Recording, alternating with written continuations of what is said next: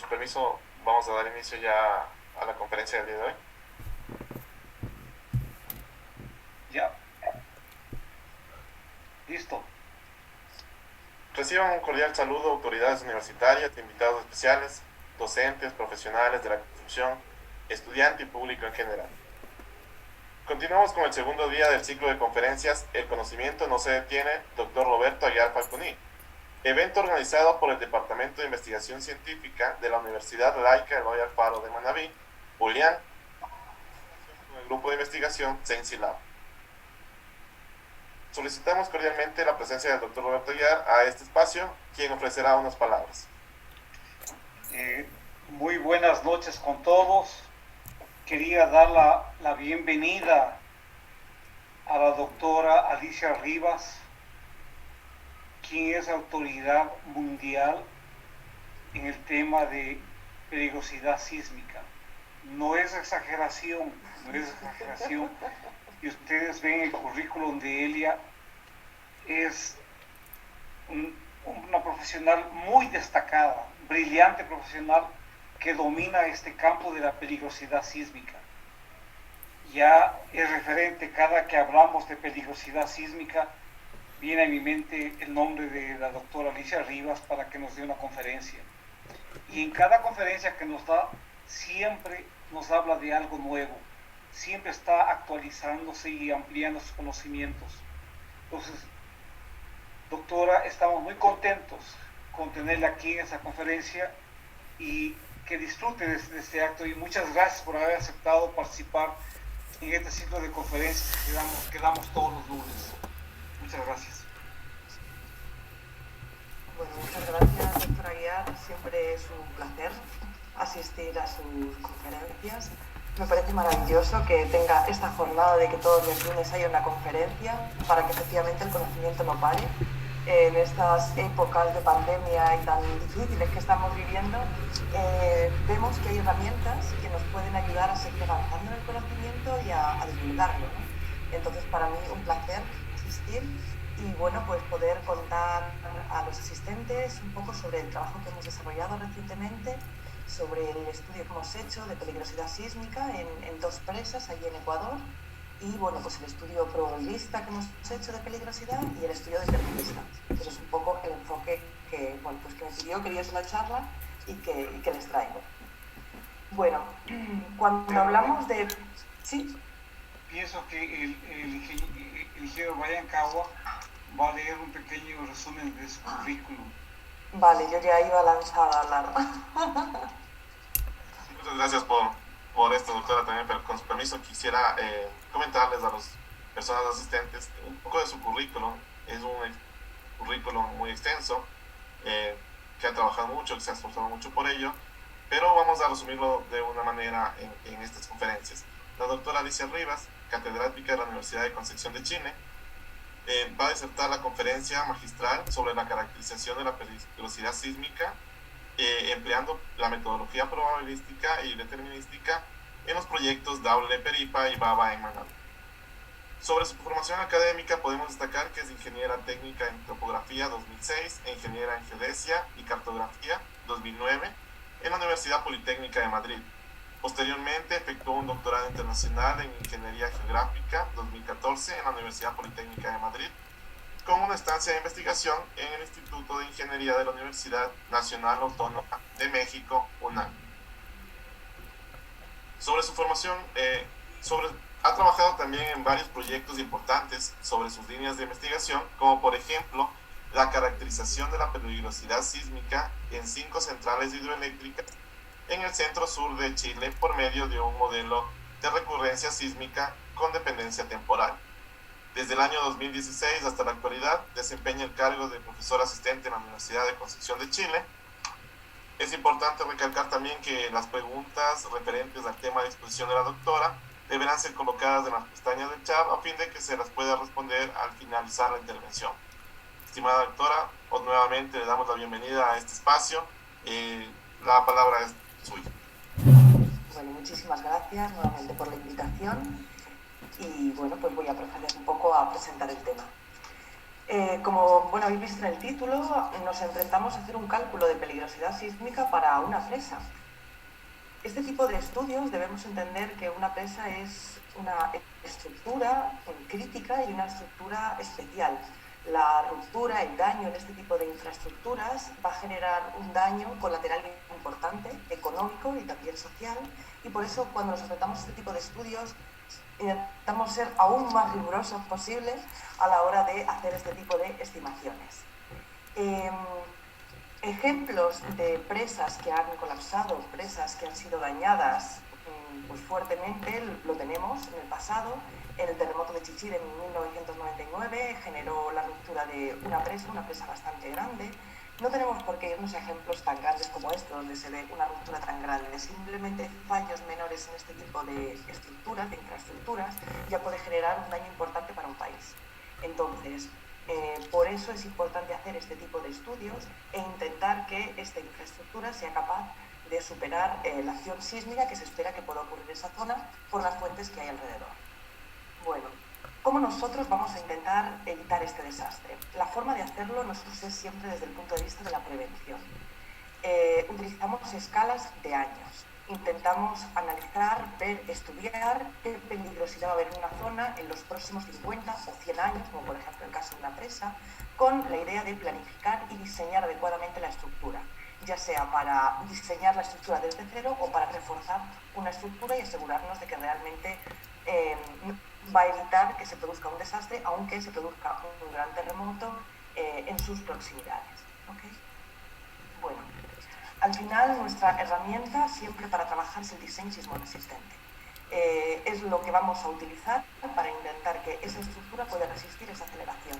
Nosotros siempre decimos que la peligrosidad es algo inevitable. El que se produzca el terremoto tiene que ver con la naturaleza. Nosotros no podemos cambiar la naturaleza, pero sí que podemos prever y sí que podemos intentar reducir de alguna manera el daño y mitigar el daño posible que se pueda generar debido a que estructuras como estas se puedan ver colapsadas. Un poco el procedimiento sería analizar cuáles son las características del movimiento del suelo que se espera por la peligrosidad que se va a generar, los terremotos que se van a generar en las zonas circundantes en un tiempo determinado, y a partir de ese movimiento de suelo que se espera, pues diseñar o reforzar una estructura para que sea capaz de soportarlo. Un poco el procedimiento sería el siguiente. La secuencia de actuación sería: primero vamos a analizar la peligrosidad sísmica que hay en las zonas que hay alrededor. Posteriormente vamos a caracterizar ese movimiento que se espera debido a la acción de esos terremotos en las proximidades, y esa caracterización la vamos a poder hacer bien por medio de un estudio probabilista o por un estudio determinista. A partir de aquí nos vamos a construir nuestros espectros, ¿vale? Los espectros de respuesta, donde nos van a hablar de las amplitudes y la frecuencia del movimiento, y finalmente pues se va a diseñar ese espectro de diseño necesario para construir la estructura. En esta parte de aquí es donde ya entraría más de lleno la parte de ingeniería civil. En mi caso concreto, lo que yo voy a hablaros es de esta parte, de cómo caracterizar el movimiento para poder sacar espectros, y cómo hacerlo por medio de un estudio probabilista o por medio de un estudio determinista. Bueno, antes de nada quiero hacer aquí un pequeño paréntesis para explicar un poco la diferencia que hay entre un estudio probabilista y un estudio determinista. Ambos, ya hemos visto, tanto el estudio probabilista como el estudio determinista, lo que hacen es estiman la amenaza o la peligrosidad sísmica en un emplazamiento concreto, ¿de acuerdo? Los dos tipos de estudios nos van a servir para estudiar esa amenaza. En ambos métodos vamos a tener que definir las tres componentes básicas de la peligrosidad sísmica, que es, por un lado, definir la fuente sísmica, dónde se van a producir esos terremotos, qué magnitud van a tener esos terremotos, qué mecanismo, cómo se va a generar esa ruptura, la atenuación de la onda, que se está refiriendo a cómo se va a atenuar el movimiento desde el emplazamiento, desde donde se produce el terremoto, en la fuente del emplazamiento, y por último, el efecto de suelo. Igual, estas tres variables, estas tres componentes, hay que tratarlas en los dos tipos de estudios. Pero estos estudios tienen dos perspectivas distintas. Cuando hablamos de un estudio probabilista, en realidad nosotros estamos sacando las aceleraciones máximas que se esperan en un tiempo determinado, en los próximos 50 años, en los próximos 100 años, con una probabilidad de que sea excedido. Siempre vamos a dejar un margen de que esas aceleraciones sean excedidas. Si las infraestructuras son críticas, ese margen va a ser pequeño. Si hablamos de viviendas convencionales, ese margen va a ser mayor. ¿De acuerdo? Y lo más importante es que estas aceleraciones que nosotros vamos a estimar van a ser siempre debidas a muchas fuentes, a todas las fuentes que hay alrededor, todas las fuentes que pueden generar terremotos, que me van a generar una aceleración importante en la zona de estudio. ¿De acuerdo? Eso es en el caso probabilista. En el caso determinista, nosotros igual vamos a estimar aceleraciones, pero en este caso van a ser aceleraciones solamente de un evento concreto.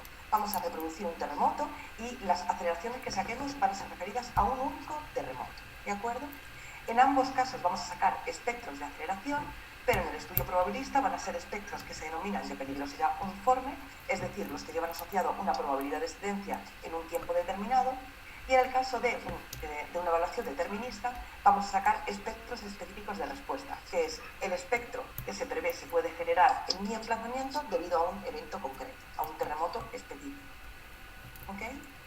Bueno, estos dos tipos de estudios han ido por separado durante muchísimos años. O se hacía un estudio probabilista o se hacía un estudio determinista. Ya desde hace un par de décadas se decidió unir este tipo de estudios. Y eso se hace por medio de lo que se denomina la desagregación de la peligrosidad. Cuando nosotros hacemos un estudio probabilista, ya hemos dicho que las aceleraciones que estamos poniendo como resultado, nuestro espectro de aceleraciones, se generan por fuentes sísmicas, por distintas fuentes sísmicas y por distintos terremotos.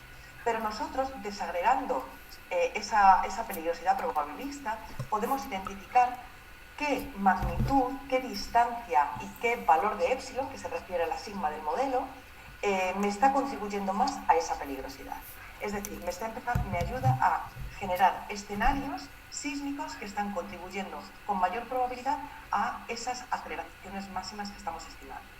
De esta manera, identificando esos sismos de control que se llama esa terna de magnitud, distancia y valor de épsilon, vamos a poder fijar y determinar escenarios concretos que luego vamos a desarrollar por medio de un estudio determinista, simplemente aplicando un modelo de movimiento fuerte y viendo qué espectros específicos de respuesta se esperan.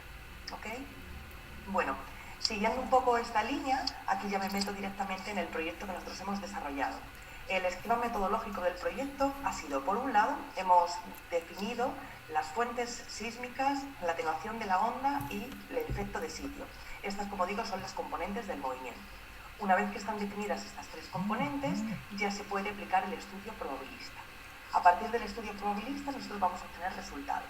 Esos resultados van a ser las curvas de peligrosidad y los espectros de peligrosidad uniforme. Y de hecho, estos dos resultados, uno se saca de otro, ¿de acuerdo? Están relacionados. A partir de estos resultados probabilistas, vamos a hacer una desagregación de la peligrosidad y vamos a ver qué terremotos están contribuyendo más a esa peligrosidad probabilista.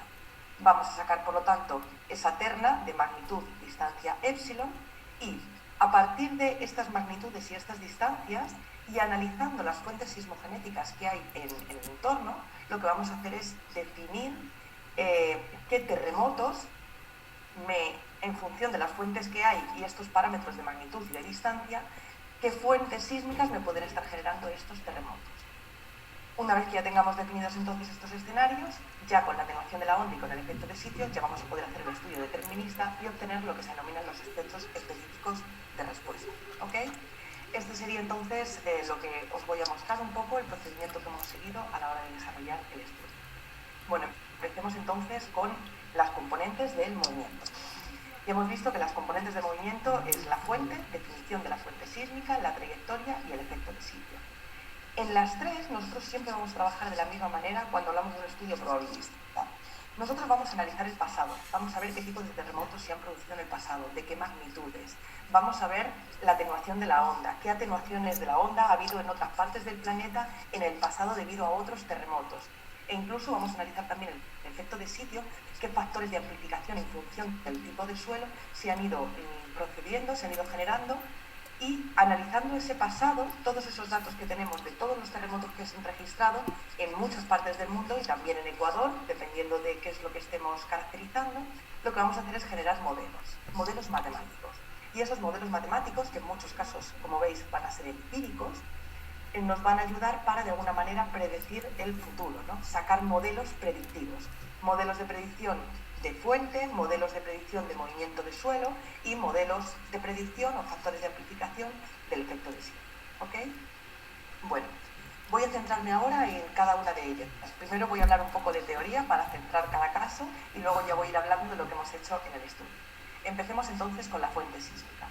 Bueno, cuando nosotros queremos identificar fuentes sísmicas, que son donde se van a producir los terremotos, la primera pregunta que tenemos que hacernos es dónde se producen los terremotos y cómo se producen. Con esto ya, respondiendo a estas preguntas, ya podríamos definir nuestras fuentes sísmicas. ¿Dónde se producen los terremotos? Bueno, los terremotos se producen en las fallas que hay en la corteza. Esas zonas de ruptura, de debilidad, que hacen que esa acumulación de esfuerzos que se está generando por la tectónica se libere justo en esos puntos de falla.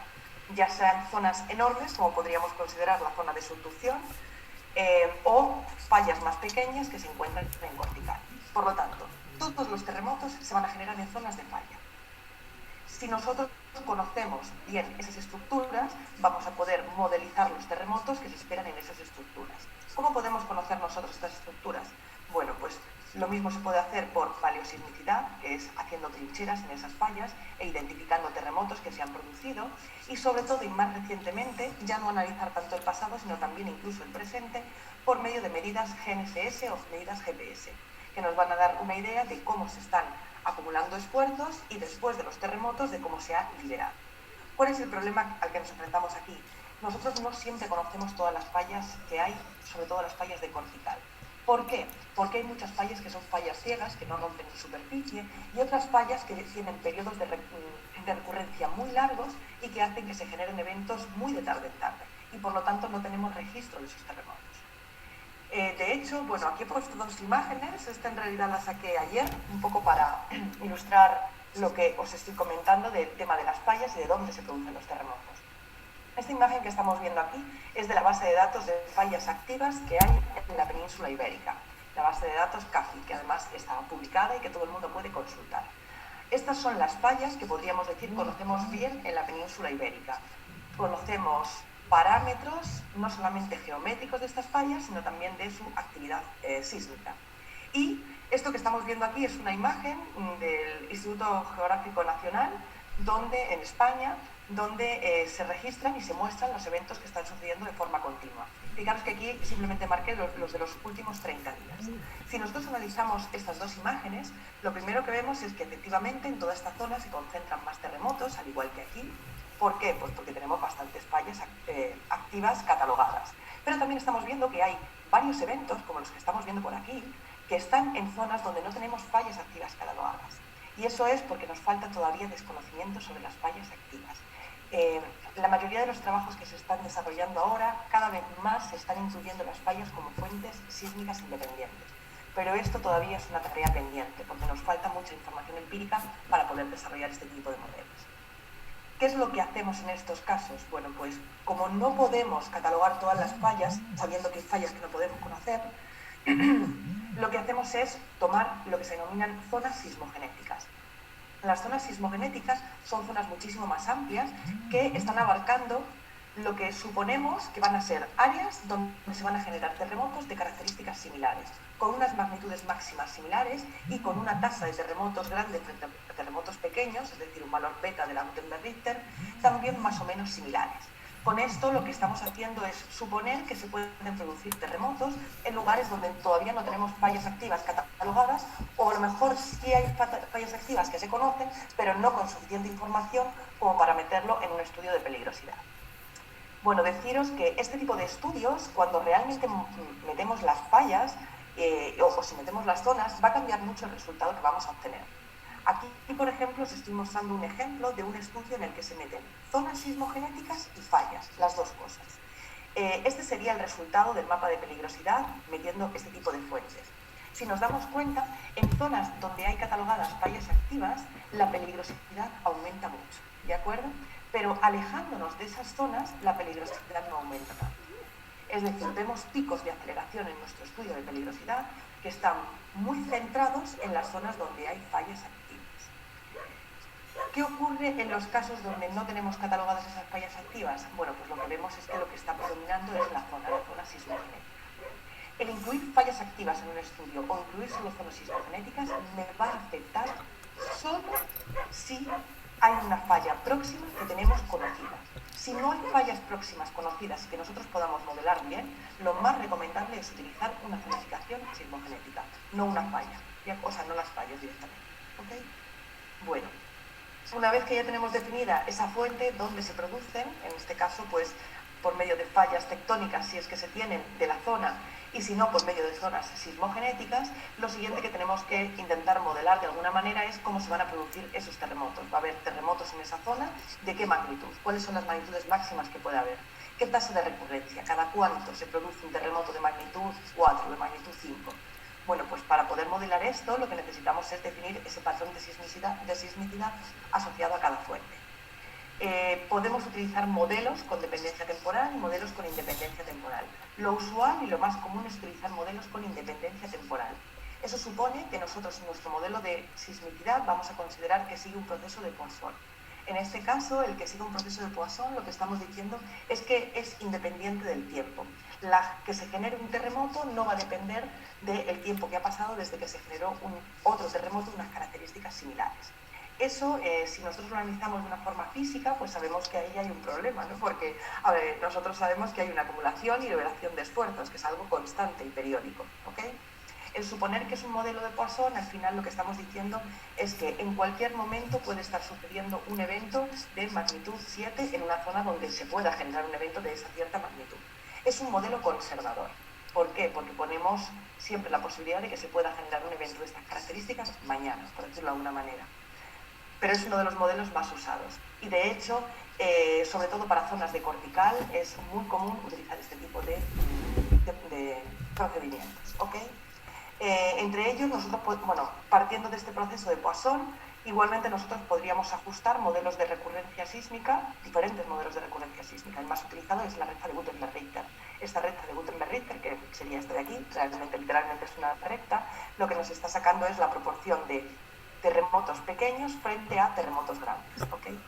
Nosotros lo que hacemos es analizamos la sismicidad que hay en cada zona sismogenética, dibujamos estos puntos estableciendo la relación que hay entre los terremotos grandes y pequeños y el número de terremotos que ocurren de esas magnitudes de forma acumulada y ajustamos este tipo de rectas que nos van a definir pues, el parámetro beta, que es un parámetro importante que nos está diciendo esa proporción de sismos grandes frente a pequeños. ¿Okay? Y esto es lo que nos va a ayudar a definir una función de distribución en función de la magnitud. Bueno, ¿cuál sería entonces el procedimiento? Nosotros, nuestros datos de partida siempre va a ser el catálogo sísmico y el catálogo de fallas. A partir de aquí se va a definir una zona sismogenética. Y esta zona sismogenética, que a priori sería la pura geometría que estamos viendo aquí, junto al catálogo sísmico, un catálogo de proyecto que ha sido homogeneizado en procesos de magnitud, que ha sido depurado de réplicas, ya que no puede haber relaciones temporales entre los eventos, y que ha sido completado, definidos sus periodos de completitud para distintos años, definimos entonces estas rectas de Gutenberg-Richter, que serían los modelos de recurrencia de cada una de las zonas sismogenéticas que estemos estudiando. Esta sería un poco la teoría, el procedimiento que se hace para definir una fuente sísmica en un estudio zonificado como el que estamos viendo. Bueno, ¿qué fue lo que nosotros utilizamos para el proyecto? Lo primero que hicimos fue buscar en la literatura zonificaciones sísmicas para la zona de Ecuador, donde pudiésemos ver geometrías de zonas que ya otros expertos especialistas en estas áreas han definido como zonas sismogenéticas. Vemos que, bueno, de las publicaciones que nos encontramos, la última, la de Beoval, es de 2018, es la última zonificación que se ha generado de este tipo de fuentes. Y bueno, pues lo que estamos viendo aquí es una serie de fuentes, que serían estas de aquí, que son las fuentes de cortical, ¿de acuerdo? Que me están representando los terremotos que se generan en la zona de cortical, en la zona de la corteza, por fallas locales, ¿ok? Tenemos aquí 4 zonas bien definidas, la de Esmeralda, La Plata, la del Golfo de Guayaquil y la de Talara. Estas zonas son zonas de subducción, lo que se denomina subducción interfase. La subducción interfase es la primera parte de la subducción, la parte más superficial, y esa parte es muy importante en peligrosidad sísmica porque es donde se generan los mayores terremotos. Los terremotos, pues como el que vivimos aquí, conseguido aquí en Chile de magnitud 8,8, por supuesto el terremoto de Ecuador de 7,6, todos esos terremotos de magnitudes tan grandes se suelen generar en estas zonas. Y luego tenemos otras zonas que están definidas aquí, veis, a mayor profundidad. Tienen zonas de profundidad desde 35 hasta incluso 180 kilómetros. Esta parte de aquí es la zona de subducción profunda, ¿de acuerdo? Y también hay que definirlo porque aquí también se generan terremotos. Si nosotros analizamos esta zona, la verdad es que las zonas de subducción, en este caso de intraplaca, son bastante caóticas porque están unas superpuestas a otras y no resulta fácil entender bien esta zonificación así en un plano. Lo que estamos viendo aquí es precisamente que en la zona de subducción en Ecuador se genera un quiebro y hace que se generen zonas que se superpongan unas encima de otras. Para verlo un poco mejor, he preparado aquí esta imagen. Lo que estamos viendo aquí en rojo, en naranja, es precisamente esa zona de subducción. Y estamos viendo cómo efectivamente se van superponiendo unas con otras. No sé si me va a permitir quitar la presentación y a lo mejor verlo un momentito en el programa aquí directamente, en 3D, si se sigue viendo. ¿Se sigue viendo la presentación? Sí, sí está bien. Vale. Bueno, lo que estamos viendo aquí son las zonas de intraplaca y veis que efectivamente se van superponiendo unas con otras. Y lo que estamos viendo aquí es un quiebro que está haciendo la subducción. Si esto lo superponemos al modelo de subducción, voy a ponerlo así para que se vea mejor, este es el modelo de Hayes del 2013, si no recuerdo mal, lo que estamos viendo es que efectivamente la zona de subducción que hay justo debajo de Ecuador, estamos viendo aquí Ecuador, tiene ese quiebro. Y entonces eso es lo que está explicando por qué tiene una zona tan rara, porque son tan raras, por decirlo de alguna manera, esas zonas de subducción más profunda. ¿Ok? Bueno, si continuamos entonces con la presentación.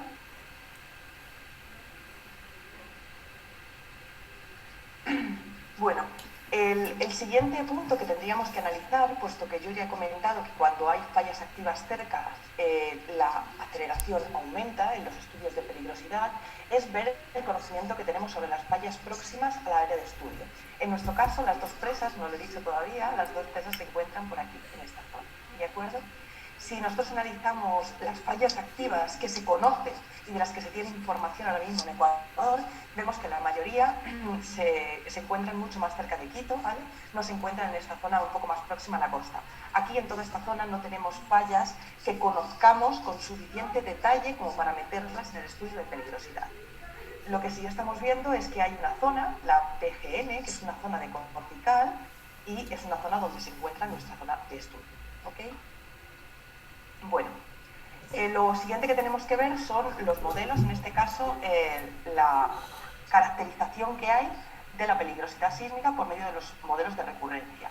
En la misma publicación donde se encuentra esta zonificación ya nos proponen parámetros de la recta de Gutenberg-Richter para poder meterlos en el cálculo probabilista, ¿de acuerdo? Estos parámetros han sido obtenidos a través del catálogo de terremotos que en realidad fue publicado un par de años antes, en el 2013, un par de años, no, 5 años antes, en el 2013, y donde, bueno, pues si analizamos, vemos que nos acotan la magnitud máxima que se espera en las zonas, nos hablan también de B, bueno, en este caso nosotros hablamos siempre de beta, que sería con el logaritmo neperiano, e incluso nos hablan también, pues eso, de las profundidades en las que se encuentran esos eventos. Con esta información nosotros ya vamos a poder meter todo esto en el estudio probabilista. Al verlo en una tabla no es tan fácil darnos cuenta de qué zonas tienen mayor actividad sísmica y qué zonas menos, pero si lo analizamos con un poco más de detalle, bueno, lo que estamos viendo aquí en esta gráfica son precisamente las rectas de Gutenberg-Richter de las zonas de cortical, ¿de acuerdo? Las zonas de cortical serían estas de aquí y estas dos de aquí. Vemos que, por ejemplo, aquí tenemos una zona con, ya se ve que va a tener bastante peligrosidad. Llega hasta magnitudes muy altas, próximas a 8, ¿vale? Que son magnitudes bastante altas para terremotos de cortical. Y además tiene una tasa de eventos, una tasa de terremotos bastante alta. Esta zona, bueno, en este caso, esta de aquí, la gris, si la vemos en el mapa, no es una zona que se encuentre muy próxima a la zona de los emplazamientos de las presas. Por lo tanto, aunque es una zona con bastante actividad y bastante peligrosidad, no se espera que vaya a tener una influencia grande en esta zona tan lejana. A nosotros aquí en las zonas de cortical lo que nos interesaría es ver qué zona se encuentra justo donde se encuentran las presas. En este caso, las dos presas, como decía antes, se encuentran en esta zona que es la BGN. Si analizamos un poco estos parámetros, bueno, pues estamos viendo que en la zona donde se encuentra la presa se estima que podría haber una magnitud máxima de 7.0, ¿vale? No se ha registrado esa magnitud, se ha registrado una magnitud máxima inferior. Ojo, registrado, eso no significa que no haya ocurrido, es simplemente que nosotros no la tenemos registrada. pero se estima que puede llegar a esas magnitudes de 7,0. Esta línea negra que tenemos aquí es precisamente la recta de Gutenberg-Richter, que está haciendo referencia a la fuente que está más próxima a las presas. Vemos que no es una fuente sísmica muy grande, pero sin embargo sí que está permitiendo que se puedan generar eventos de magnitud 7 que muy cerca de la presa pueden generar espectros altos y por lo tanto hay que tener en cuenta. Bueno, para la zona de subducción, tanto de interfase como de intraplaca, quizá la que más llama la atención es la zona de Esmeraldas, ¿vale? Aquí estamos viendo que puede llegar a terremotos de hasta magnitud 9 y una tasa bastante alta. La zona de Esmeraldas sí se encuentra muy próxima, se encuentra cerca de las presas y es posible que sí que vaya a generar una influencia grande en la peligrosidad sísmica. Bueno, una vez que ya hemos definido las fuentes que vamos a utilizar para hacer el estudio, lo siguiente que tenemos que definir es la trayectoria, cómo se va a propagar la onda desde donde se produce el terremoto hasta el emplazamiento. Bueno, pues en este caso, ¿qué es lo que nos está representando? Lo que nos está representando es precisamente cómo se va a ir atenuando poco a poco esa onda. Nosotros sabemos que cuando se produce un terremoto se genera una liberación de energía súbita y esa energía se va a ir propagando. La propagación, simplemente el aumento del frente de onda, ya va a hacer que en cada punto donde se vaya a recibir, cada vez, a medida que nos vamos alejando de esa zona de ruptura, de esa zona de terremoto, sea cada vez menor. Y además el medio también va a absorber parte de esa energía. Entonces, con esa atenuación geométrica y esa atenuación anelástica, nosotros vamos a poder ir viendo cómo va decayendo esa aceleración, ese movimiento, a medida que nos vamos alejando de la zona donde se ha producido el terremoto. La forma de estudiarlo es, sobre todo, por modelos empíricos, ¿de acuerdo? Nosotros registramos un montón de terremotos de distintas magnitudes, a distintas distancias, y lo que vamos a hacer es ajustar ecuaciones como esta, formas funcionales, que mejor se ajusten a esa nube de puntos para ver cómo se va atenuando efectivamente a medida que nos vamos alejando del terremoto, del epicentro, y ir viendo qué aceleraciones se podrían generar. Va a haber siempre en este tipo de modelos, bueno, suelen ser siempre modelos logarítmicos, va a depender de la magnitud del terremoto, va a depender de la distancia a la que nos encontremos y en muchos otros modelos también se va a depender de otros parámetros como el tipo de fuente y el tipo de sitio, que también, es decir, el efecto de sitio también se suele meter en este tipo de modelos. Bueno, a nosotros, puesto que es un modelo que lo estamos ajustando a un número de datos importante, no solamente nos va a importar la media, también nos importan las sigmas. Las sigmas lo que nos está diciendo es la dispersión que al final hay de los datos. Entonces, los modelos no solamente vamos a predecir el modelo en la media, ¿de acuerdo? Sino que también vamos a tener en cuenta diferentes valores de sigma. Una sigma, 2 sigmas, 3 sigmas, ¿de acuerdo? Y eso nos va a permitir darle una mayor variabilidad y de alguna manera meter esa incertidumbre asociada a este modelo de base estadística y en este caso de base empírica. Otra cosa que también tenemos que tener en cuenta es que no es lo mismo la atenuación de la onda en cortical que cuando empieza a atravesar, por ejemplo, partes del manto. No es lo mismo cómo se va a atenuar la onda en un sismo de cortical que cómo se va a atenuar la onda si es un sismo de subducción. Y dentro de la subducción también diferenciar si es de interfase o es de intra o intraplaca, ¿de acuerdo? Y también nos va a influir si es una zona volcánica o no. Esto lo tenemos que tener en cuenta a la hora de definir los modelos. Bueno, para el estudio concreto nosotros determinamos una serie de modelos que íbamos a utilizar en el estudio. Para poder definir esos modelos, primero tenemos que analizar un poco de forma crítica los modelos que ofrece la literatura. La literatura ofrece muchos modelos. Cada año van saliendo distintos modelos, algunos ajustados a una zona específica, otros que utilizan datos de todo el mundo, algunos con bases de datos muy grandes, otros más pequeños, unos con restricciones de magnitudes más pequeñas, otros para magnitudes más grandes, ¿de acuerdo? Nosotros tenemos que analizar los modelos que nos ofrece la literatura para ver cuál se puede ajustar mejor a nuestra zona de estudio. Lo ideal sería tener nuestros propios modelos en nuestra zona de estudio, pero para ello se necesita mucho tiempo, registrar muchos terremotos para poder desarrollar modelos más o menos consolidados. Fijaros que aquí muchos de estos modelos estamos hablando de tener registros de movimiento de, pues en este caso, más de 3.000, más de 4.000, más de 12.000, ¿de acuerdo? Por supuesto, de muchos terremotos distintos y con rangos de magnitudes y de distancias amplios. Para nosotros seleccionar estos modelos, pues lo primero que tenemos que hacer es definir. Necesitamos modelos de cortical y necesitamos modelos de subducción, ¿de acuerdo? Además de eso, nuestra zona tiene unas características que estos modelos deben cumplir. Tenemos que tener en cuenta el número de registros con los que han sido construidos ese modelo, las magnitudes mínimas que cubren, las magnitudes máximas, el tipo de distancia que se utiliza y también el tipo de componente que se predice. Nosotros siempre en los movimientos horizontales vamos a tener su componente norte y su componente este. Los modelos te predicen ¿cuál? La media geométrica, por ejemplo, es la más común, o otras, ¿de acuerdo? Bueno, ¿cuáles son las mayores restricciones que nosotros tuvimos a la hora de enfrentarnos a esta situación? Pues por un lado, las magnitudes máximas. Nuestras zonas de cortical, las zonas de cortical que propone Beoval, son zonas con magnitudes muy altas, ¿de acuerdo? Y no es tan fácil encontrar modelos de cortical que tengan estas magnitudes. En nuestro caso, bueno, lo que utilizamos fueron dos modelos de la NGA. Los modelos de la NGA son modelos bastante buenos porque tienen un montón de datos y sí que cubren rangos de magnitudes bajas y altas, en este caso los de 2014, bastante amplios. ¿De acuerdo? Además, bueno, en la zona de subducción igualmente necesitamos terremotos que nos vayan a cubrir magnitudes muy altas. Nosotros tenemos que en la zona de Esmeraldas se espera un terremoto, ahí está de magnitud 8,8.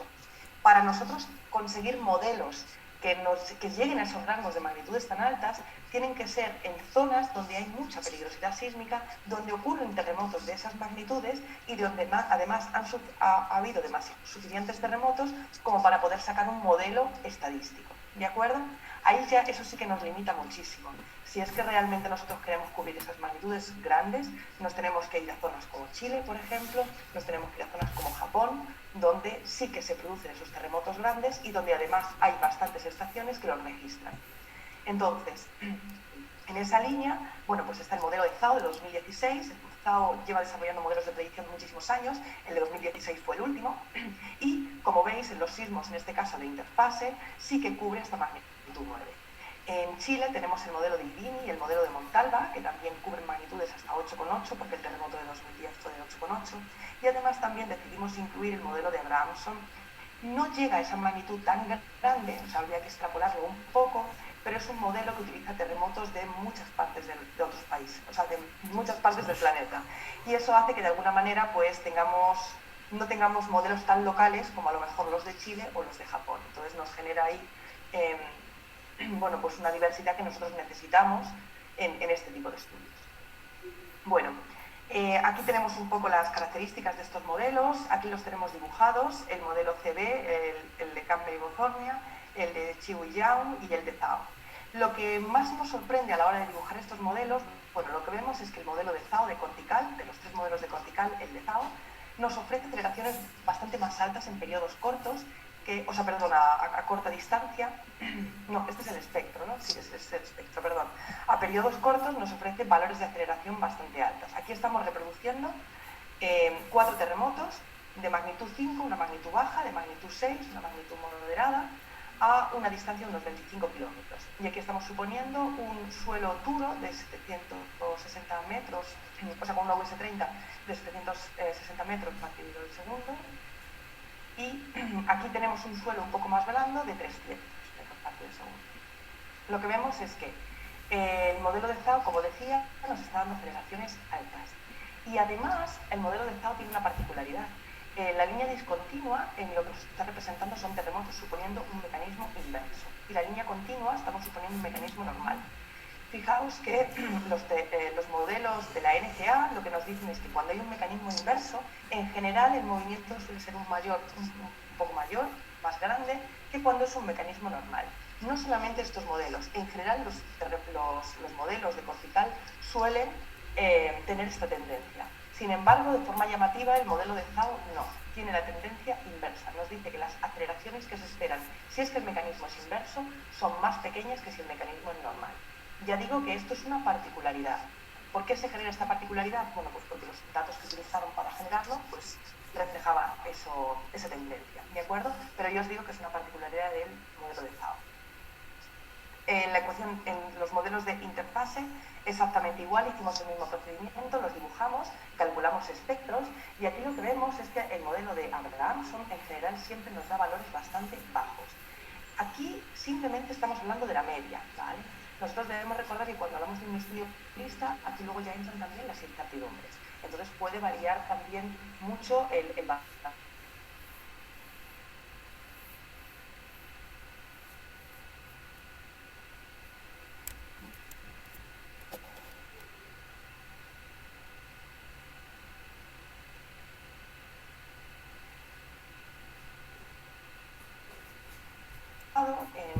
colores naranja, rojo y un morado más oscuro, es la aceleración que predicen los modelos, en este caso el de Abrahamson, aquí tenemos el de Montalva, el de Houdini, recordemos que estos dos son los chilenos, el de Zhao, el japonés, y lo que vemos es que en general, tanto el modelo de Zhao como el de Houdini y el de Montalva, nos está diciendo que nos predicen ese movimiento que se registró en Manta con un percentil 84, es decir, suponiendo una sigma. El movimiento, no solamente en la media, sino suponiendo una sigma en el modelo. Y sin embargo, el modelo de Abrahamson lo que nos está diciendo es que se necesitan al menos 2 sigmas para cubrir el espectro. Ya que ya estamos viendo nuevamente que el terremoto el modelo de Abrahamson, es un modelo que da valores bajos, ¿de acuerdo? No da valores tan altos. Y bueno, pues ya estamos viendo la importancia a la hora de utilizar la sigma para poder reproducir terremotos. ¿Ok? Bueno, aquí de la misma manera también se hizo el mismo ejemplo con intraplaca para analizar un poco cómo eran los modelos. El de Abrahamson sigue siendo más bajo, pero no tanto como ocurre con el terremoto, con el modelo de interfaz.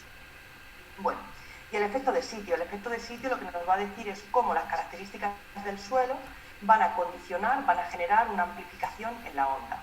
En este caso, a nosotros nos interesa también cuando estamos analizando los espectros, porque lo que va a hacer un tipo de suelo blando es aumentar las aceleraciones en periodos largos.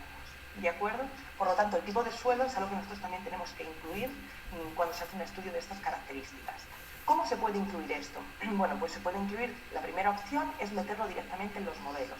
Los modelos, por norma general, suelen permitir poder introducir el tipo de suelo, en muchos de ellos a partir de la VS30 directamente, en otros por una clasificación, ¿de acuerdo? Y meter directamente ese parámetro de efecto de sitio. Y la otra manera de hacerlo es, bueno, pues hacer el estudio en roca, suponiendo un suelo duro o incluso suponiendo roca, y luego aplicando unos factores de amplificación en función del tipo de suelo. Los más usados y los más recomendados son los del NERC, que es la publicación de 2015, donde nos van diciendo que en función del tipo de suelo, que va a venir definido también a partir de la VS30, y en función de la aceleración en roca, nos va a ir proponiendo factores de amplificación. Aquí ya estáis viendo factores de amplificación de 1,3, hasta, mirad en este caso, hasta de 2,4. ¿Okay?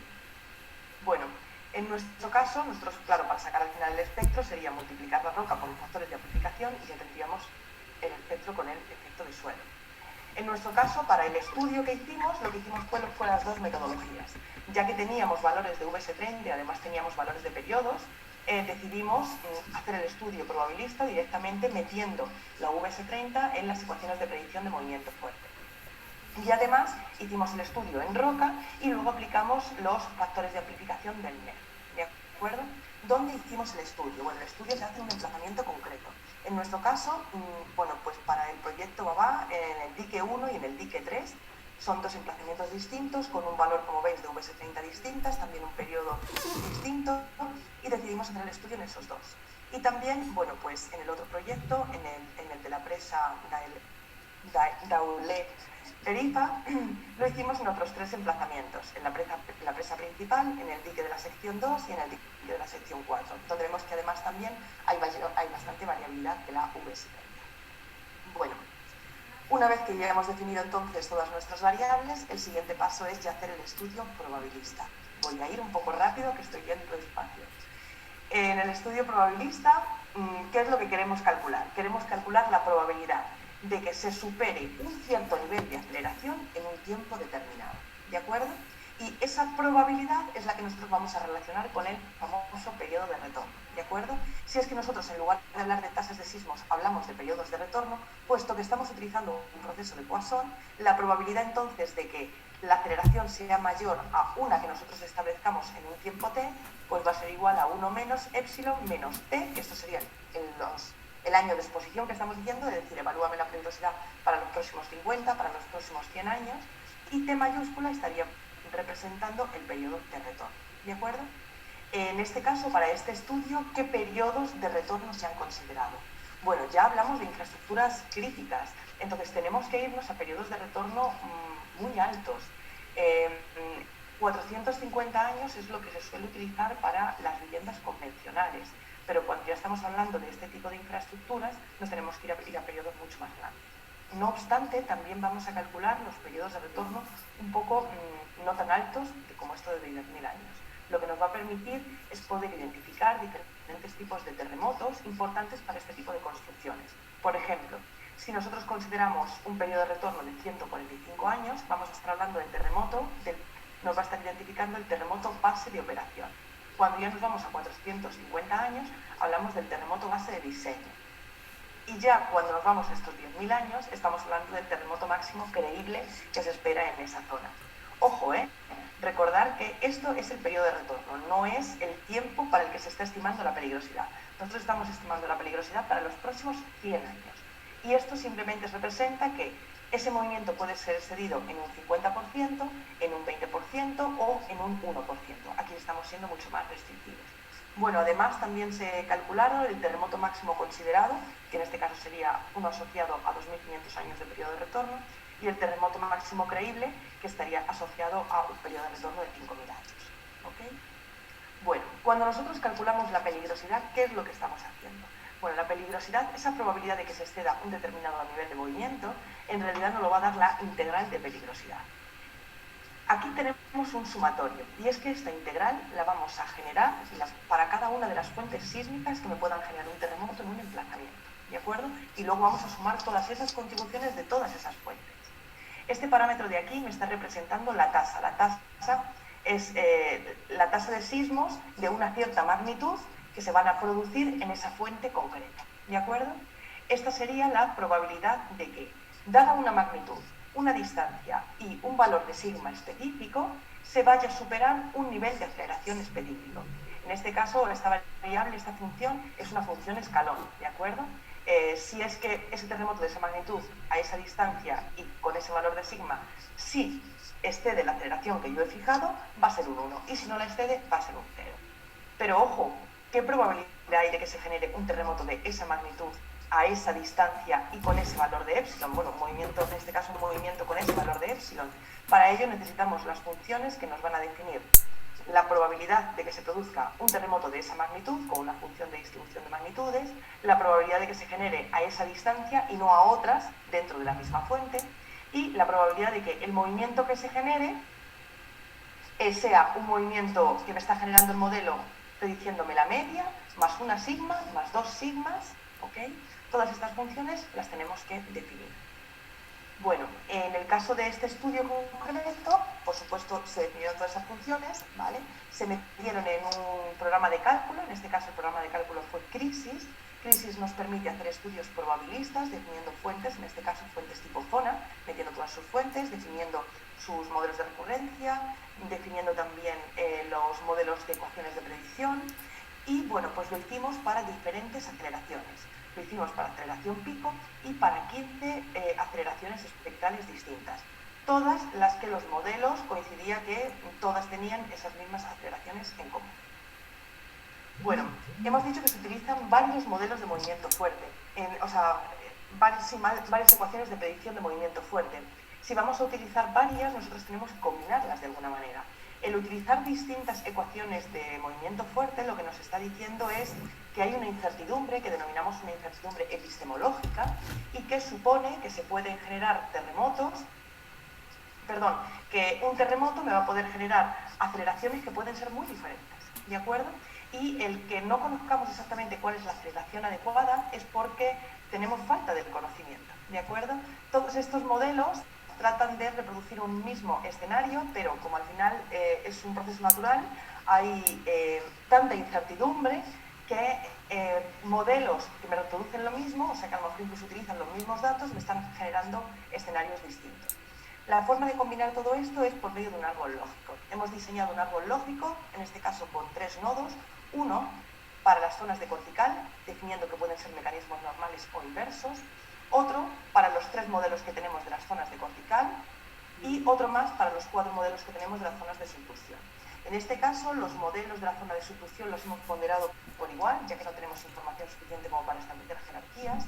Los modelos de cortical, aquí sí que los dos de la NGA los hemos ponderado más que el modelo de Zhao, porque estos modelos han sido O sea, se han utilizado muchísimos más datos para generarlos. Ahí sí que hay una diferencia considerable entre la robustez de un modelo y otro, ¿de acuerdo?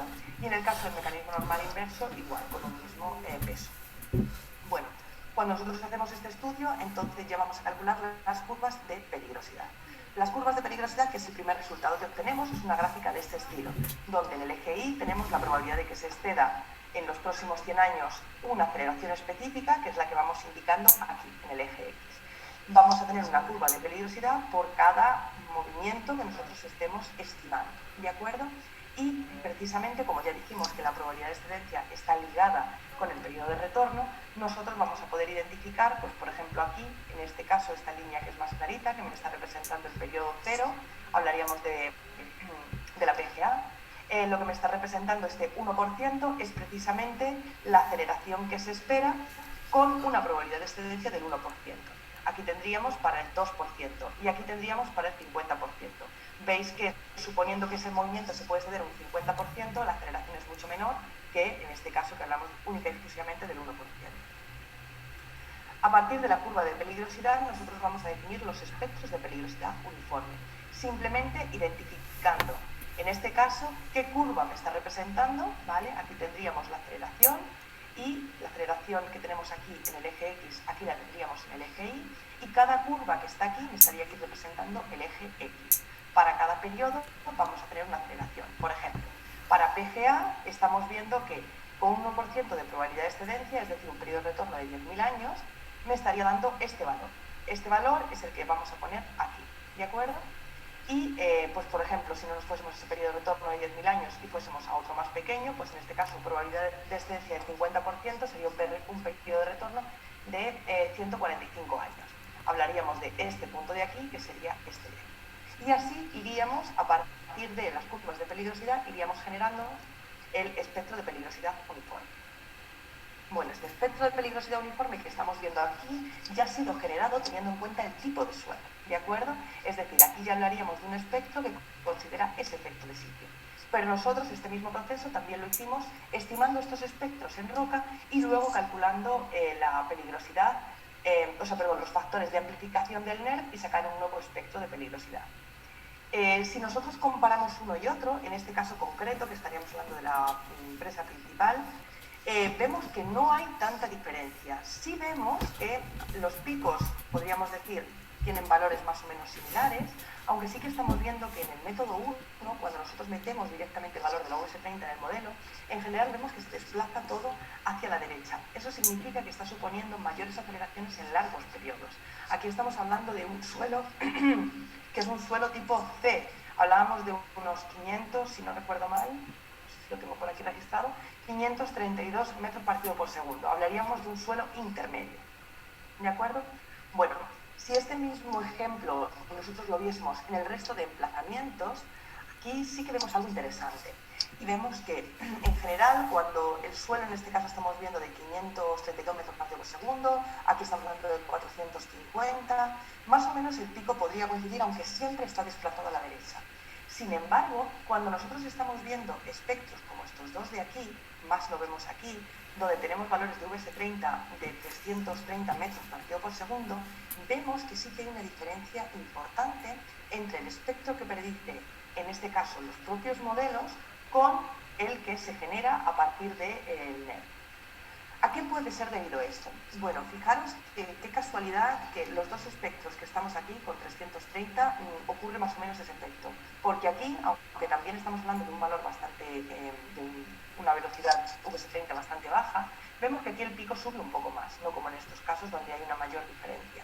Aquí tenemos que darnos cuenta que el NERV agrupa, ¿de acuerdo? Agrupa en tipos de suelo con un rango de VS30. Cuando hablamos aquí de 330, nos están diciendo que está considerando que es un suelo tipo D, ¿de acuerdo? La mayoría de los modelos que nosotros hemos utilizado utilizan directamente la VS30, pero hay un modelo, que es el modelo de ZAO, que además es un modelo que da valores altos y que por lo tanto pues es importante tenerlo en cuenta, que fijaros que para este tipo de suelo nos está diciendo que para él es un suelo tipo 2. Aquí se están utilizando unos factores de amplificación dentro del propio modelo y aquí estamos utilizando otros. Y vemos que hay mucha diferencia entre el tipo de suelo que está diciendo que predice ZAO en función de ese valor de US30 y el que está considerando el NER. Es posible que esas diferencias tan grandes puedan deberse a estas diferencias que hay a la hora de clasificarlo. Diríamos que utilizar la US30 directamente en los modelos es mucho mejor que utilizar los factores de amplificación del NER. No me atrevería a decir tanto. Sí es cierto que cuando no utilizamos clasificaciones, sí que vamos a ver un progreso, ¿no? Vamos a ver que el efecto de sitio no va a afectar de una forma escalón, como estamos viendo en estos modelos donde hay clasificaciones tan de golpe. Fijaros que aquí al final en el NERP lo que estamos diciendo es que un suelo con una VS30 de 380 metros partido de segundo se va a comportar más o menos de una forma similar a un suelo con una VS30 de 750 metros partido de segundo. Es un rango muy amplio, ¿de acuerdo? Y sí que puede generar este tipo de escalones. No obstante, esto al final no deja de ser una incertidumbre epistemológica asociada al método, y por eso yo creo que resulta interesante poder analizarlo. Bueno, deciros que tenemos otras incertidumbres epistemológicas, creo que me estoy alargando mucho, bueno, otras incertidumbres epistemológicas como las ramas del cálculo que hemos metido en el estudio de probabilista. Brian, si consideras que se esté viendo la charla, me lo comentas y voy un poco más y corto, ¿vale? Que no quiero yo alargarme demasiado. Bueno, igual es súper interesante esta gráfica en la que se muestran los espectros que me estaría reproduciendo cada rama de cálculo. En este caso hemos considerado el nodo 2 y el nodo 3, es decir, en función del modelo de cortical y en función del modelo de subducción. Fijaros que hay bastantes diferencias. Aquí tenemos tres espectros. Este sería el de 145 años, el de 450 años y este el de 10.000 años, por eso es tan alto. Vemos que efectivamente el modelo de Abrahamson me está prediciendo aceleraciones mucho más bajas que el resto de modelos, ¿de acuerdo? ¿Por ello es suficiente, lo vamos a descartar? No, al final lo que nos están diciendo todos estos modelos es precisamente esa variabilidad asociada a la incertidumbre de una realidad, de una naturaleza que no podemos controlar y que no podemos conocer a fondo. Entonces es bueno meter este tipo de modelos precisamente para caracterizar esa incertidumbre epistemológica. Bueno, con esto nosotros ya podríamos dar paso a la desagregación. Ya tenemos calculados nuestros espectros probabilistas. Ahora en la desagregación lo que queremos saber es cuáles de todos los terremotos que han sido metidos en esa integral de peligrosidad está contribuyendo más a las aceleraciones que me están definiendo los espectros uniformes. Bueno, para ello, lo que nosotros en realidad queremos hacer es sacar gráficos de este estilo donde se pueda identificar la magnitud, la distancia y el épsilon que más me está contribuyendo a ese estudio de peligrosidad. Definimos las tres variables, que son las tres variables que entran dentro de la integral de la peligrosidad, como habéis visto. ¿De acuerdo? Bueno, este tipo de estudios se hace por ramas, de forma independiente, no podemos hacerlo de forma conjunta. Entonces, lo primero que tenemos que hacer es identificar qué rama es más parecida a ese espectro final que hemos obtenido del estudio probabilista con el árbol lógico. Tenemos que identificar, bueno, pues en este caso, por ejemplo, estamos viendo, estas serían las 24 ramas, estaríamos viendo las aceleraciones que me estarían prediciendo para los distintos periodos de retorno y el gris sería el promedio. Hemos puesto en este caso uno con respecto a la otra, no, el gris sería el promedio de los modelos. Y aquí lo que hemos hecho ha sido dividir la aceleración que se espera en cada rama dividido entre la aceleración final, que sería la promedio que hemos obtenido en el árbol lógico. Y bueno, pues en este caso vemos que algunas ramas están por debajo, otras por encima, es lógico, y vemos que en este caso, por ejemplo, el modelo donde se utiliza la zona de cortical de ZAO y en este caso de subducción, el de IDIMI, se aproxima bastante bien a ese trabajo final que hemos obtenido, a esas aceleraciones finales que hemos obtenido. Eso, por supuesto, lo tenemos que hacer en ambos emplazamientos, en las dos presas.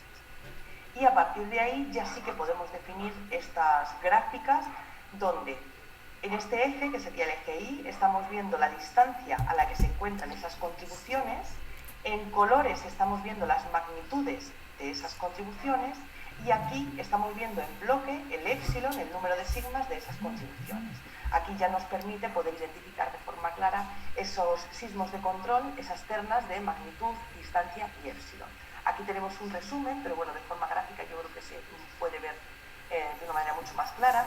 Estamos viendo, por ejemplo, aquí una contribución bastante alta para el terremoto base de operaciones, donde vemos que un terremoto de magnitud entre 6,9 y 5, o sea, perdón, sí, entre 6,9 y 7,5 a unas distancias que pueden estar a unos 75 kilómetros aproximadamente, y con un épsilon entre 1 y 2 es la mayor contribución para ese terremoto.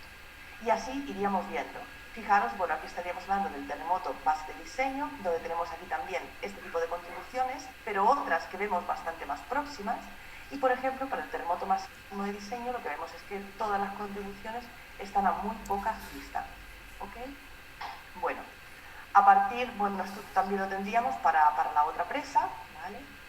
Y a partir entonces de estas magnitudes, distancias y épsilon, el siguiente paso ya va a ser seleccionar específicamente qué terremotos me pueden generar esa magnitud a esa distancia, y eso lo vamos a hacer comparando esos valores que nos ha dado la desagregación con las fuentes sismogenéticas. Tenemos por un lado un terremoto, voy a ir otra vez para atrás un segundo, un terremoto que puede llegar a magnitudes de hasta 6,9 a unas distancias menores de 20 kilómetros, menores de 25 kilómetros, y otros terremotos que pueden llegar, en este caso estamos viendo incluso a magnitudes de 8,2 a una distancia de unos 75 kilómetros. Con esa información es con la que nosotros vamos a analizar las fuentes sismogenéticas y vamos a ver realmente dónde se pueden producir esos terremotos. Bueno, para el escenario de cortical, en este caso para una fuente próxima, si nosotros queremos reproducir un terremoto que se encuentra a menos de 25 kilómetros, va a ser una fuente de cortical, es un terremoto próximo debido a una falla local. Y en este caso nosotros no lo hemos metido en el cálculo, nosotros hemos metido una zona sismogenética, no hemos metido fallas próximas. Pero esta zona sismogenética en realidad nos está diciendo que se pueden generar terremotos a esas distancias, que es posible que haya fallas cercanas que me puedan generar un terremoto de hasta, si recordamos, magnitud 7 en esta zona. ¿De acuerdo? Y para el caso de la zona de subducción, pues lo que tenemos que analizar precisamente son esas fuentes de subducción interfaz. Y lo que estamos viendo es que específicamente la zona de Esmeraldas, que se encuentra precisamente a una distancia de unos 75 kilómetros, me puede generar claramente esos terremotos de magnitud, hemos dicho, de 8,2, 8,3, claro, porque puede llegar a este terremoto de magnitud 8,8. Y también tenemos que definir, para sacar los escenarios sísmicos, la profundidad. En el caso de la zona de subducción, tenemos que ver la profundidad en la que se encuentra la zona de subducción.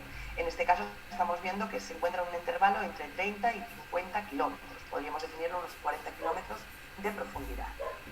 Definidas entonces ya estos escenarios, ya el siguiente paso ya sería hacer la estimación determinista, reproducir los terremotos con todos los modelos que tenemos y sacar los espectros específicos. Para ello, bueno, pues lo que vamos a ir haciendo es, por cada terremoto, en este caso por cada escenario que nos da la desagregación, vamos a generar un escenario determinista diferente. Fijaros que en los escenarios deterministas, en este caso hablamos de un terremoto de subducción, interfase, lo que vemos aquí son los espectros que nos saldrían del estudio determinista con el modelo de Montalva, el de Houdini, el de Zhao y el de Abramson. Para la magnitud que nos establecen, 75 kilómetros, o sea, 7,5 de magnitud, para 75 kilómetros, o una profundidad de 40 kilómetros, y fijaros que no solamente sacamos la media, en este caso sacamos la media, vamos a sacar también el percentil 84 y vamos a sacar también el percentil 97,7. ¿Por qué? Porque el percentil 84 me está representando precisamente ese movimiento más una sigma, y el 97 me está representando ese movimiento más 2 sigmas, ya que el épsilon estamos viendo que está entre 1 y 2 sigmas. ¿Okay? Esto mismo lo vamos a reproducir para el resto de escenarios. En este caso, nosotros teníamos también una contribución importante de un sismo próximo, que era un sismo de cortical. Aquí tenemos que reproducir los escenarios sísmicos, pero utilizando los modelos, en este caso, de cortical. El de Cambridge-Boscornia, el de Young y el de Zhao. ¿De acuerdo? Y bueno, pues lo que estamos viendo igual, hay que sacarlos en este caso para un mecanismo normal y un mecanismo inverso, porque no podemos saber qué tipo de mecanismo se va a producir. Y bueno, pues en este caso igual, aquí estaríamos hablando de que este pico lo tenemos entre 0 y un epsilon, por eso sacamos el percentil 50 y el 84. Y lo mismo hemos hecho para el terremoto de subducción. Y finalmente, para ese terremoto máximo de diseño, ese periodo de retorno de 10.000 años, recordar, pues también hemos sacado, en este caso, pues un terremoto de control, que nos hemos ido pues a una magnitud ya de 6,9, muy próximo y, bueno, pues a una profundidad de unos 10 kilómetros. Igualmente hemos sacado con sus perceptibles.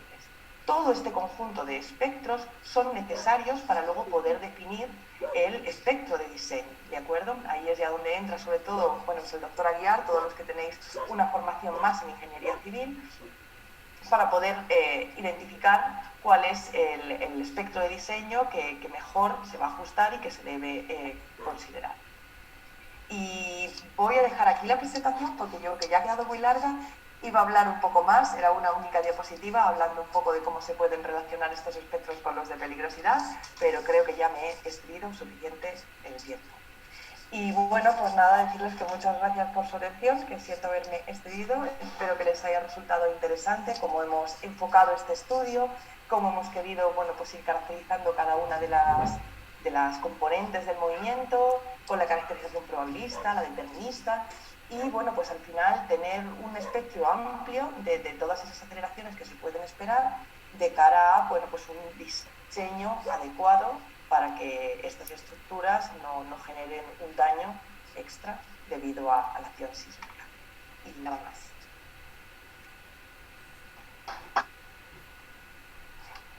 Muchas gracias, estimada doctora Rivas, por su excelente intervención.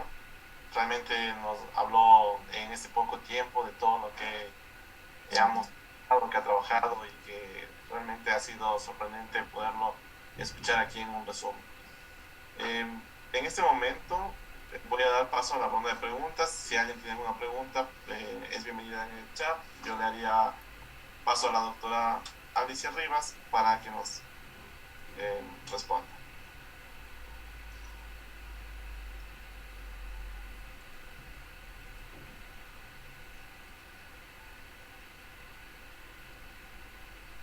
Tenemos una pregunta, nos dice, de estos modelos vemos que existe una diferencia entre aplicar directamente la BS30 y aplicar los factores de la NER. También hay algún método que implica pasar por varias capas de suelo y tener estos factores de amplificación o de amplificación de los efectos de sitio.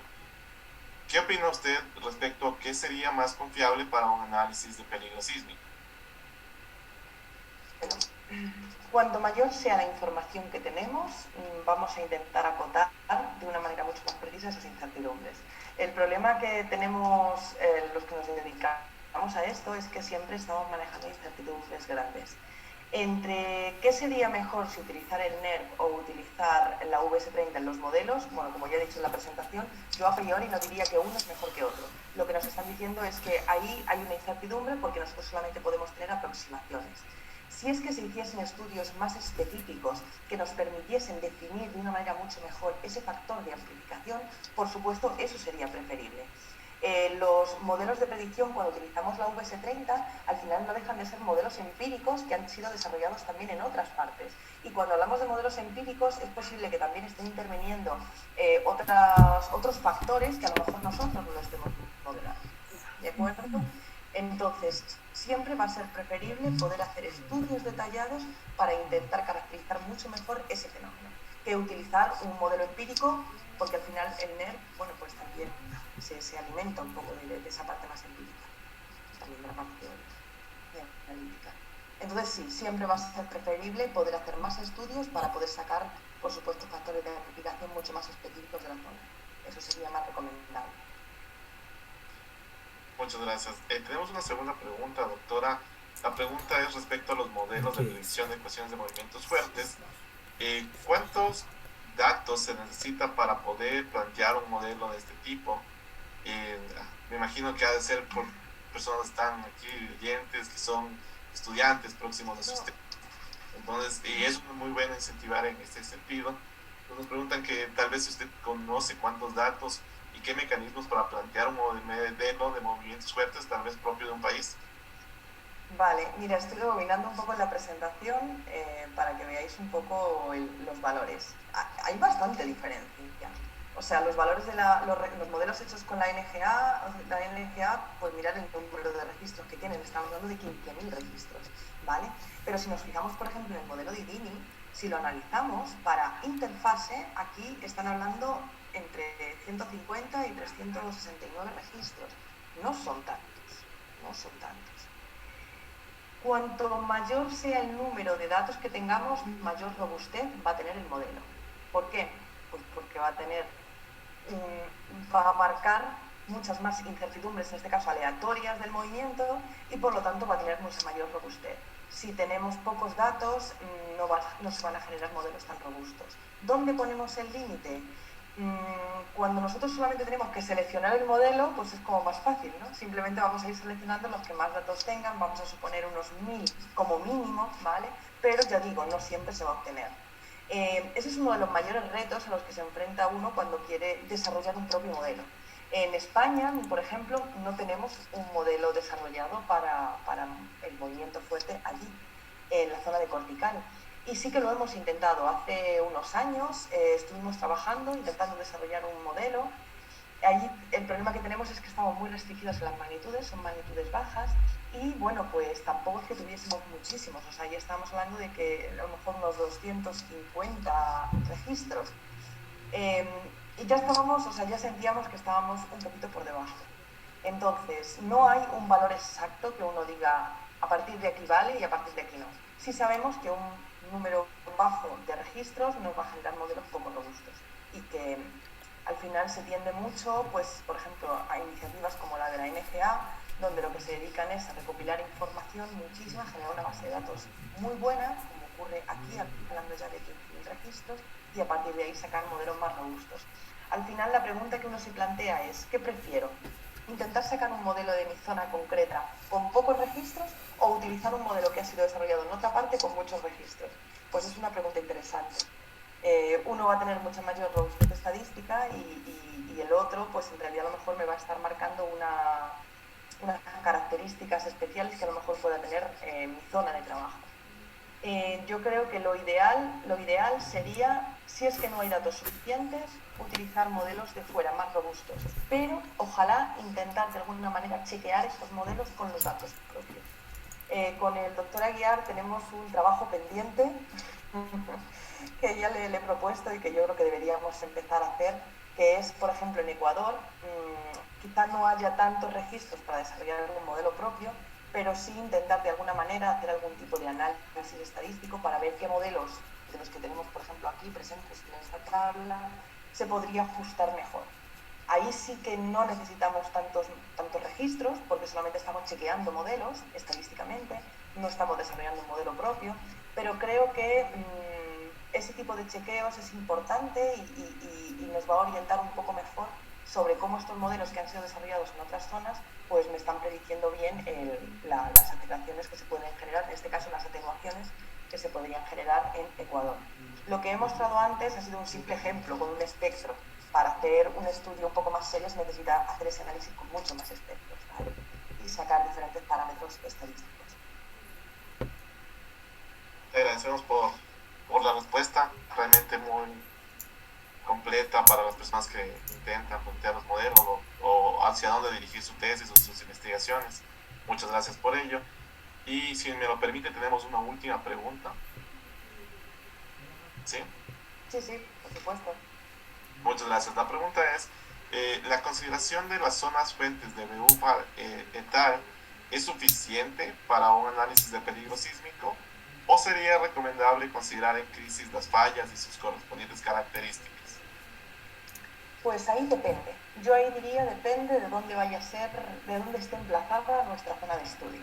En el caso de las presas, las dos estaban emplazadas en zonas donde no hay fallas caracterizadas de forma independiente, ¿de acuerdo? Entonces, el meter esas fallas como fuentes sísmicas independientes o no meterlas era algo que no iba a afectar a la zona de las presas, ¿vale? ¿Por qué? Porque cuando metemos fallas, las zonas que se van a ver más alteradas o modificadas van a ser las zonas que se encuentran próximas a las fallas. Entonces, si es que cerca del emplazamiento hay fallas y esas fallas se conocen y se conoce cuál es su recurrencia temporal, se le puede establecer una tasa de deslizamiento, una geometría, un mecanismo, se conocen un poco más en detalle, sí que merece la pena intentar meterlas, modelarlas de forma independiente dentro del estudio de peligrosidad probabilística. Pero si la información que hay no es fiable, no es suficiente o directamente no se tiene información, es mucho mejor utilizar una zona sismogenética que utilizar una falla con información errada, ¿vale? Porque sí que afecta y ahí en ese caso podría estar afectando negativamente, puesto que realmente no tenemos fiabilidad de que esos datos estén bien. Entonces, ¿Sería recomendable utilizar fallas?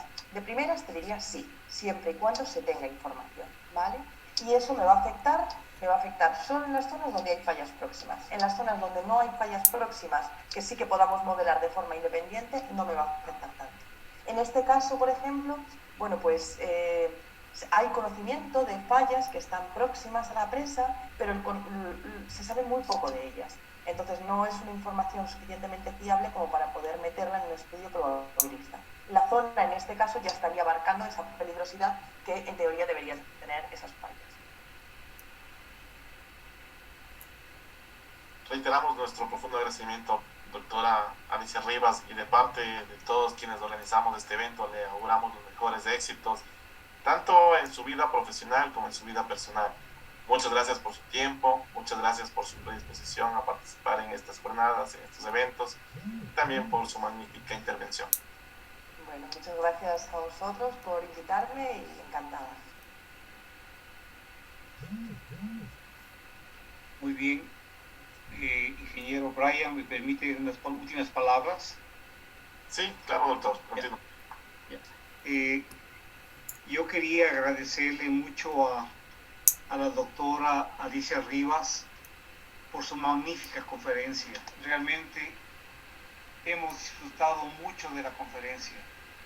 Cuando uno va a ver una película que es muy buena, procura repetirse otra vez, verla otra vez para seguir disfrutando de la conferencia y de la película. Y es más, uno recomienda a fulano, sutano, mírate tal película, que es excelente esta película. Usted nos ha dado una charla magistral, y yo le recomendaría al público que está asistiendo, este video, la conferencia fue grabada, y fue grabada con el permiso de la doctora Alicia Rivas. Muchas gracias. De tal manera que los asistentes tienen opción de volver a ver una, dos, las veces que sean necesarias, para que disfruten más de lo que están viendo y aprendan más. Realmente muy, muy contento con su conferencia, y lo que yo quiero aprovechar es, una vez que le agradezco, es en la próxima conferencia va a dar el ingeniero Brian Cagua continuando con ese tema mismo de peligrosidad sísmica, cómo determinar los sismos a tener registros de aceleración escalados a los espectros. Esto va a hablar el ingeniero Brian Cagua en la próxima conferencia del próximo lunes. Están cordialmente invitados. Todos los lunes seguiremos dando conferencias, y ya tenemos conferencias hasta el 15 de febrero más o menos están las conferencias. Bueno, no quiero alargarme más. Muchísimas gracias, reiterando mi agradecimiento y felicitaciones. Linda conferencia. Muchas gracias. De esta forma culminamos nuestro segundo día de conferencias. Nuevamente le agradecemos por su tiempo, por su disposición, por su excelente intervención y conferencia. Agradecemos también a todos por su asistencia y participación en este evento, y reiteramos nuestra invitación para que sigan participando de este ciclo. El conocimiento no se detiene. Doctor Roberto Aguiar Falconi. Están invitados todos los lunes a las 19 horas, hora Ecuador, para que nos acompañen en este espacio. Muchas gracias, doctora. Muchas gracias, doctor también Aguiar, y a todos los asistentes. Gracias. Una buena noche. Hasta luego con todos.